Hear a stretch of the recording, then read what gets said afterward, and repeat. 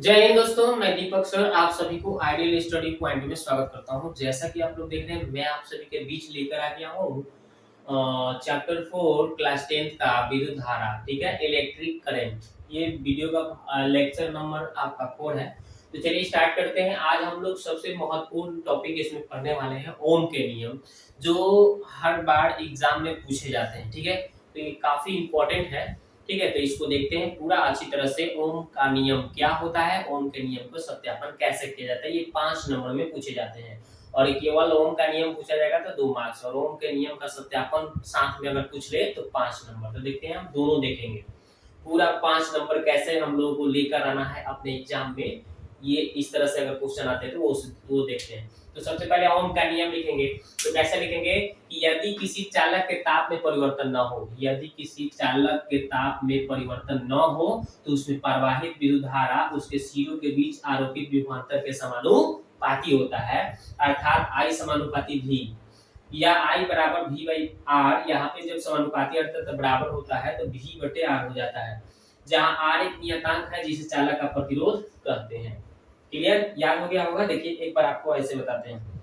यदि किसी चालक के ताप में परिवर्तन न हो तो उसमें प्रवाहित विद्युत धारा उसमें मैंने क्या बोला कि यदि किसी चालक के ताप में परिवर्तन न हो, यदि किसी चालक के ताप में परिवर्तन न हो तो उसमें प्रवाहित विद्युत धारा उसके सिरों के बीच आरोपित विभवांतर के समानुपाती होती है। याद हुआ, यदि किसी चालक के ताप में परिवर्तन न हो तो उसमें प्रवाहित विद्युत धारा उसके सिरों के बीच आरोपित विभवांतर के समानुपाती होता है। क्लियर, अर्थात I समानुपाती V या I बराबर V बटे R, जहां R एक नियतांक है जिसे चालक का प्रतिरोध कहते हैं। याद हो गया।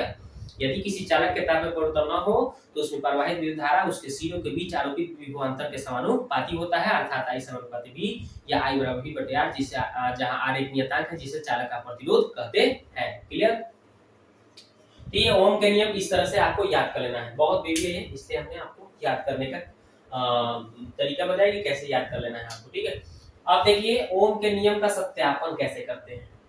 तो हमने एक क्या किया, शुष्क सेल लिया। शुष्क सेल, यहाँ पे देखिए एक सेल लिए हैं और एक एमीटर ए लिया है, एक एमीटर ए लिया है, एक वोल्ट मीटर भी लगाया, ठीक है, और एक स्विच एस यहाँ पे लगाए हैं, और एक नाइक्रोम के तार के टुकड़ा पीक्यू लिए हैं। देखिए पीक्यू को संयोजित किया, जोड़ दिया है। ठीक है, अब इस परिपथ में कैसे कैसे क्या करेंगे कि सत्यापन हो जाए, ये हम लोगों को देखना है। चलिए ये देखते हैं।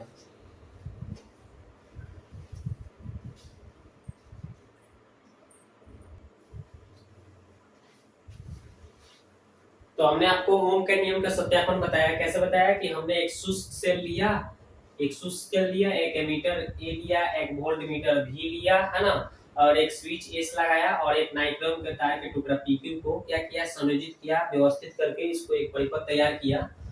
जब हम इस स्विच एस को यहाँ से बंद कर देते हैं, जोड़ देते हैं, तो परिपथ में, इस पूरे परिपथ में धारा क्या हो जाएगी, परिपथ में धारा आई प्रवाहित होने लगेगी। ठीक है, धारा आई बहने लगेगी। तो एमीटर जो है ये है, ये क्या करेगा, धारा की प्रबलता मापेगा। एमीटर क्या करेगा, धारा आई की प्रबलता मापता है।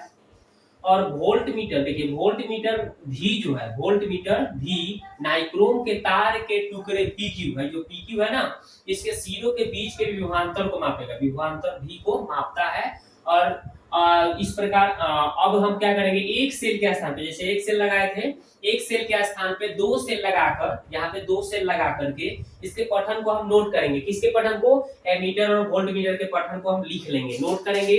तो हमें क्या पता चलेगा, नोट कर लेंगे। और इस प्रकार से बारी बारी से 3 4 5 सेल, यहाँ पे 3 सेल 4 सेल 5 सेल 6 सेल लगा करके इसके पठन को, है ना, क्या करते हैं, बारी बारी से इस प्रकार बारी बारी से 3 4 5 सेल लगाकर इसके पठन को नोट करते हैं, मतलब लिखते हैं। तो प्रत्येक बार V बटे आई, अनुपात V बटे आई का मान लगभग समान आता है। ठीक है, समझ गए, ये बात हमें याद होनी चाहिए। अब थोड़ी सी और लिख देंगे, ये आपका ओम का नियम सत्यापन हो जाएगा। फिर से एक बार समझाता हूँ, ये तो मैंने 2 बार बताया, इसको एक बार फिर से बताता हूँ। हम जब स्विच एस को बंद करते हैं तो परिपथ में धारा प्रवाहित होने लगती है, इस परिपथ में धारा प्रवाहित होने लगती है। तो वो एमीटर जो है, एमीटर ए जो है आपका धारा की प्रबलता को मापता है। वोल्ट मीटर भी जो है नाइक्रोम के तार के टुकड़ा पीक्यू है ना, इसके सिरे के बीच के विभवांतर भी को मापता है। अब एक सेल के स्थान पे दो सेल लगाकर, यहाँ पे दो सेल लगाकर इसके पठन को एमीटर और वोल्टमीटर के नोट करेंगे।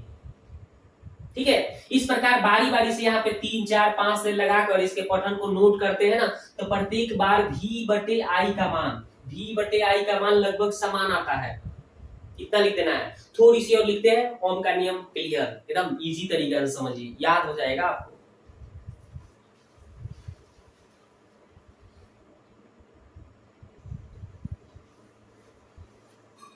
तो आप देखिए दोस्तों, इसमें हमने क्या थोड़ी सी एक लाइन बढ़ा दिया, ये थोड़ी सी लिख देना होता है कि यदि हम विभवांतर V को एक अक्ष पर, इस पर एक अक्ष पर, और विद्युत धारा I को y अक्ष पर, इस पर y अक्ष पर लेकर ग्राफ खींचते हैं, तो हमें एक क्या होता है, सरल रेखा प्राप्त होता है, जिससे सिद्ध हो जाता है कि विद्युत धारा I विभवांतर V के समानुपाती होता है। और इसके बाद में ये चित्र छोटा सा एक बना लेना है। आपका ओम का नियम का सत्यापन बहुत ही इजी तरीका से, आसानी तरीका से, बेहतर तरीका से हो जाएगा, और आपको एग्जाम में 5 मार्क्स मिलेंगे। ठीक है, तो इस तरह से आप कर लेंगे। ठीक है, तो वीडियो को देखने के लिए आपको बहुत बहुत धन्यवाद। मिलते हैं नेक्स्ट।